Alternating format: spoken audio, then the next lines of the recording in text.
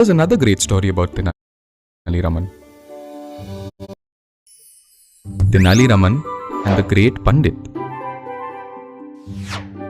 Here's another great story about Tenali Raman. Once, a great Pandit from a foreign land visited King Krishna Dev Rai's court. He claimed that he had knowledge of all subjects and was an expert in every field. He challenged that he would argue with all his wise ministers and defeat them.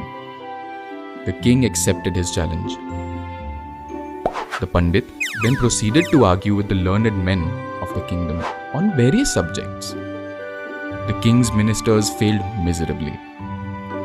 Then, the king summoned his wisest minister, Tenali Raman. Tenali took a small bundle from his home, gave it the shape of a book, and tied it up.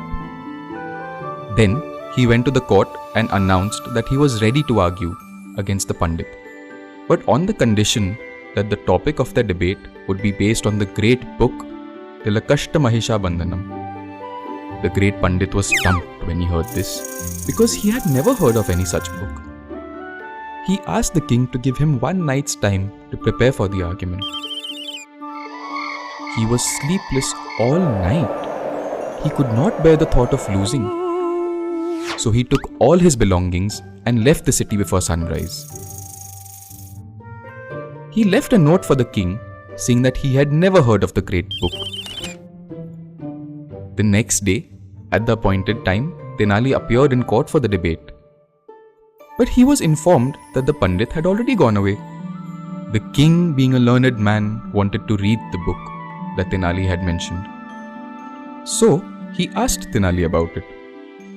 Tenali laughed and replied that there was no such book called Tilakashta Mahisha Bandhanam.